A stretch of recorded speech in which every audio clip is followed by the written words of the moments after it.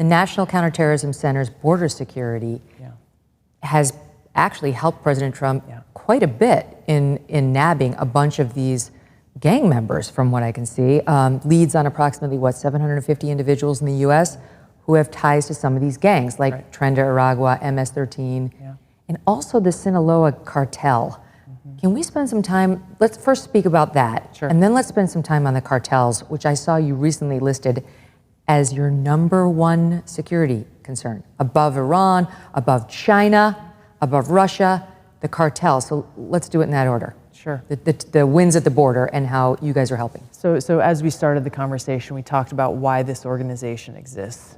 The ODNI exists to be that integrating element, pulling together information, in this case from the DEA, who's been focused on these cartels for a very long time because of their counter-narcotics trade. The intelligence that the FBI has collected as they're looking at the criminal activities that these cartels are conducting right here in communities all across the country. You look at the databases that we already have in place and have had in place for a very long time in being able to keep track of known and suspected Islamist terrorists from different parts of the world who may be trying to come into our country. Or did come in under Biden. Well, that's exactly the point. And so this is kind of the nucleus for all of the intelligence and information that's being collected about all these different individuals. And it allows us, our National Counterterrorism Center, great people who work there, they deliver almost every day on keeping the American people safe in some of the examples that you mentioned, of providing information on these over 750 individuals who we know are members of these 3 major cartels.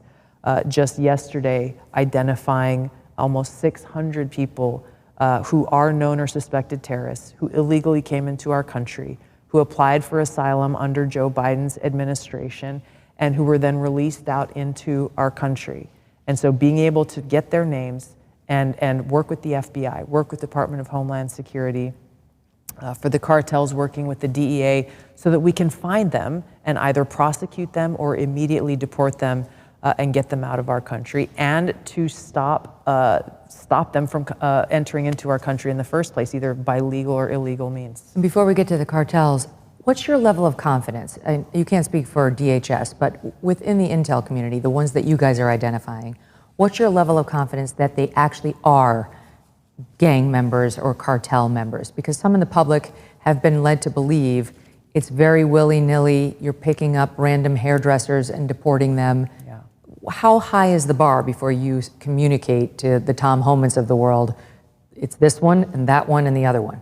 By the time it comes to us here at our National Counterterrorism Center, extensive work has already been done by the DEA, by the FBI, in order for their names to even be entered into our system. So my level of confidence is high because it's high.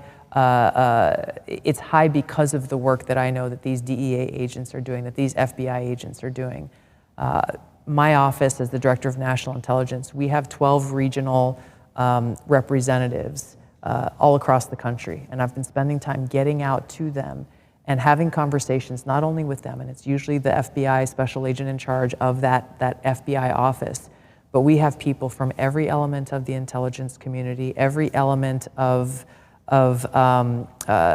Department of Homeland Security, DEA, all of the domestic law enforcement agencies, and they are working together as a team, sharing that information, working together on these cases to be able to identify who these people are and ultimately to track them down and deport them or arrest and prosecute them. Mm-hmm.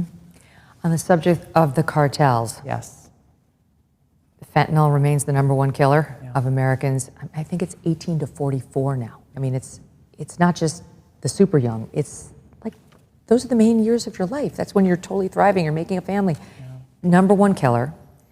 And we just did a long special on this the other day, because yesterday was National Fentanyl Awareness Day. And we were talking with these documentary makers about how they'll flood the border on one side so that the border agents will go over here, and then they'll send the fentanyl over on screen right, where nobody's covering it.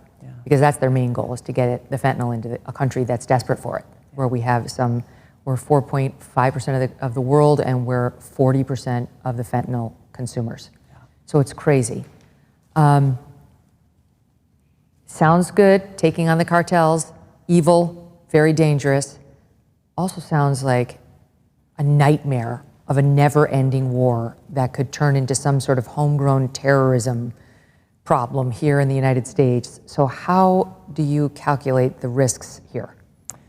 Well, first of all, it's already happening. These cartels are already finding their emplacements here, having their own version of a headquarters in different cities and towns across the country. The capabilities of these cartels, we are not underestimating at all.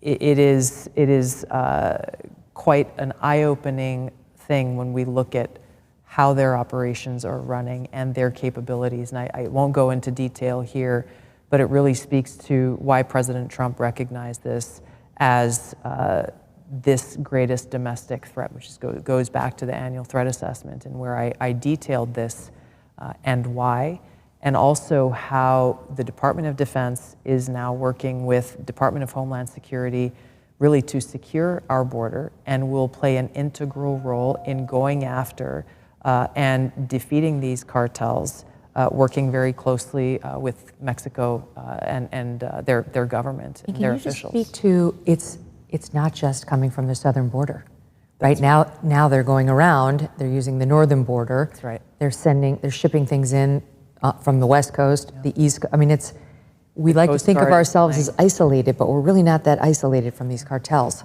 That's right. And that's where taking this very expansive approach all at once is so essential. No one is naive at all in thinking that this is just going to be like, oh, we'll conduct a few operations and then just knock this all out.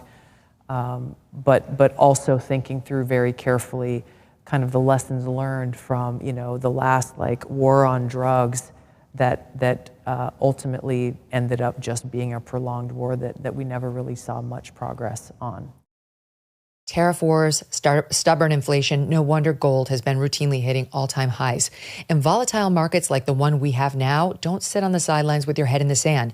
You can take control and safeguard your savings. This is why so many Americans today are turning to Birch Gold Group.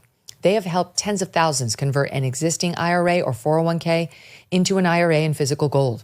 Is it time for you to hedge against economic instability with gold? To learn how to own physical gold in a tax-sheltered account, just text MK to the number 989898.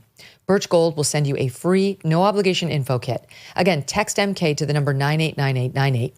With an A+ rating with the Better Business Bureau and countless 5-star reviews, Birch Gold has helped so many protect their savings with gold. It took us decades to get into the tangled mess they're trying to unpack now in D.C. How long is it going to take to get out of it, and at what cost? Text MK to 989898 today. Thanks so much for watching. If you like what you just saw, hit the subscribe button for more clips and full episodes.